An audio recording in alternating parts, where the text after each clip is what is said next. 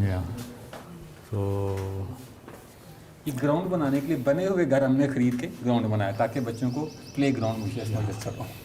بہت اعلیٰ.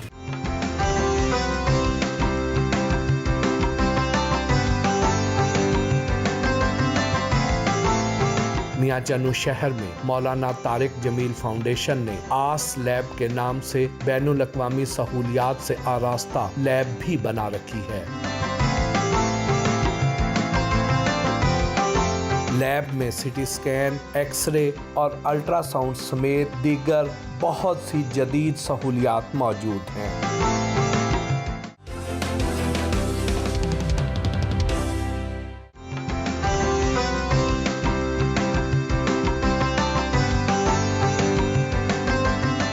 آج کل موٹیویشنل سپیکرز کا دور ہے جو لوگوں کو کامیاب ہونے کے گر سکھاتے ہیں اور ان کے نزدیک کامیابی صرف پیسہ کمانا ہی ہے.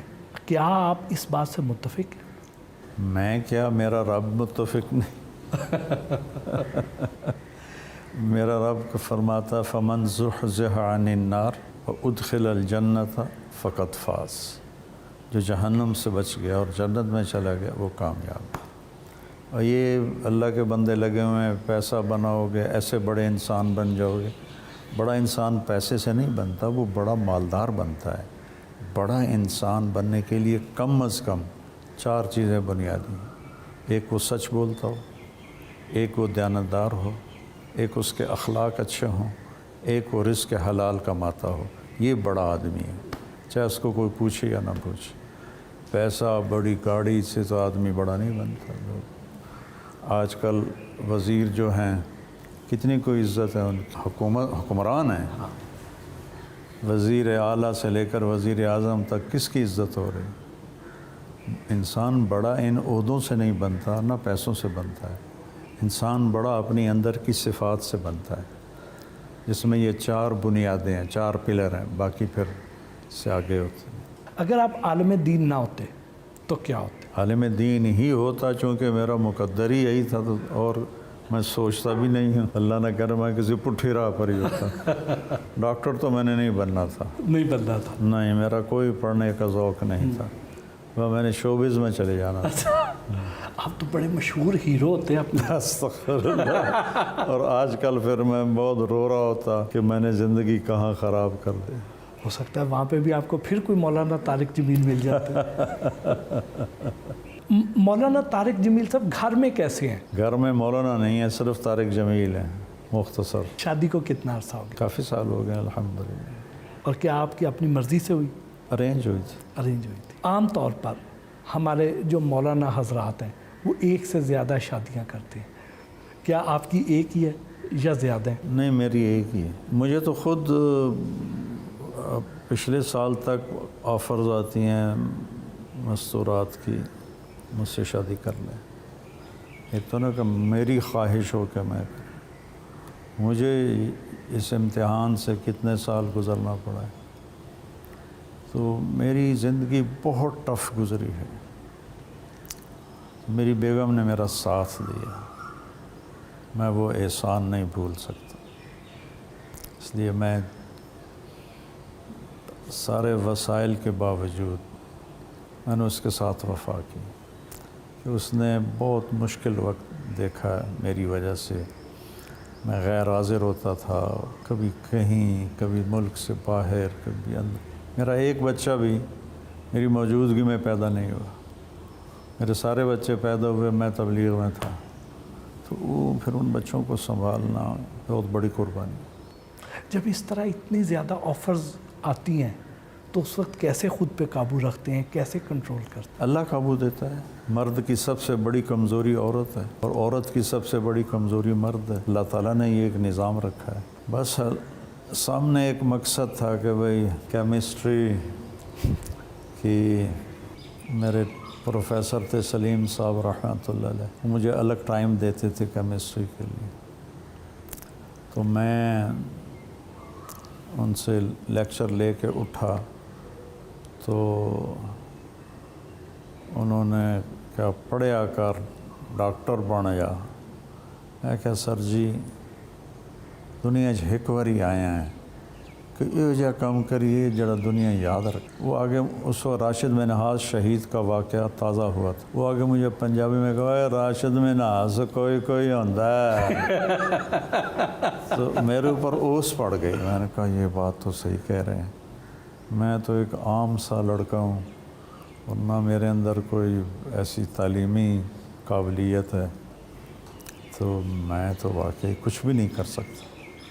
اور اللہ نے کیا کر دیا, میں اس کا شکر گزار. کبھی سوچا تھا کہ اللہ تعالیٰ نے آپ کو اتنی عزت, اتنی شہرت سے نوازنا ہے؟ نہیں, کبھی نہیں سوچا تھا. محض اللہ کا فضل ہے, محض اللہ کا فضل ہے. جی وہ ایک آدمی نے کہا تھا کہ آپ محبت کی باتیں کرتے ہیں پھر ہمارے دل میں آپ کی محبت آتی ہے. ایک نے کہا آپ ہمارے دل میں اللہ کی محبت بٹھاتے ہیں تو پھر ہمارے دل میں آپ کی واہ محبت. واہ واہ, کتنی خوبصورت بات ہے. ہاں, قاضی واجد تھے ایکٹر, جی بڑے سینئر, بہت سی. ہاں, ڈراموں میں آتے تھے. تعلیم بالغاں بڑا مشہور تھا ان کا. ملنے آئے تو کہنے لگے کہ میں مولویوں سے نہیں ملتا لیکن آپ سے ملنے آیا ہوں. آپ اللہ سے ڈراتے نہیں ہیں, آپ اللہ کی طرف بلاتے ہیں. تو اللہ کی محبت بٹھانے سے وینکوور ایئرپورٹ پر ہم اترے اور جا رہے تھے کلیئرنس کے لیے, تو سامنے سے ایک نوجوان آ رہا تھا, کلین شیو تھا. مجھے دیکھا تو کہنے لگا ہو آج تو رب دا دیدار ہو گیا. میں نے سوچا کہ مسلمان تو نہیں ہے جو مجھے کہہ رہا رب دا دیدار ہو گیا. رب دا دیدار ہو گیا تھا وہ کلین شیو. میں آگے بڑھ کے ملا, آدھا میں کم جا رہا سا, بس ہوں میرا کم ہو جانا, رب دا دیدار ہو گیا. میں کہا تو کون ہے؟ اور کہا جی میں پتہ نہیں کہڑا سنگھ ہاں, میں سکھ ہاں, تانوں روز سننا, تسی رب دی بڑی سونی گل کر. اور وہ سکھ تھے, وہ کہنے لگے کہ اے مولوی یہ ہو جائے اے بھگوان نو سامنے ہی کھڑا کر دیندا, اور اللہ نے اپنی محبت ہر دل میں ڈالی ہے. تو جب وہ تار چھڑتا ہے تو دل سے نکلتا ہے, دل میں اترتا ہے. جب میرے اسٹنٹ پڑا تو یہاں 235 طوائف ہیں. ہم نے پھر اس کو ساری گنتی کی تھی, تو 235 کی 35 میرا حال پوچھنے میرے ڈیرے پر آئے, جو ایک ورلڈ ہسٹری ہے کہ کسی مولوی کو پوچھنے کے لیے طوائفیں آئیں.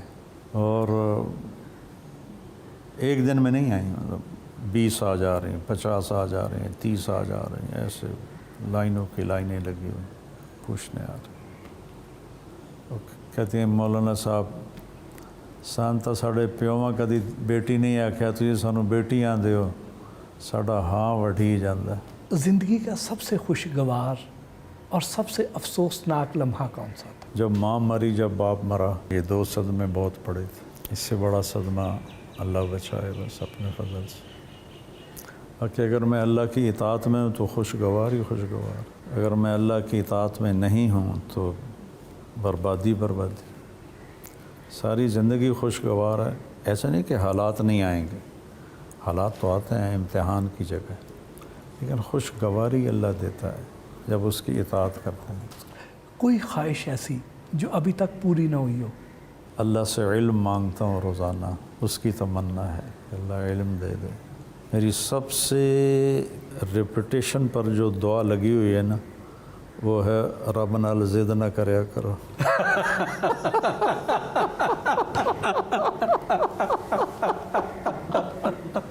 رب ضد نہیں ہے.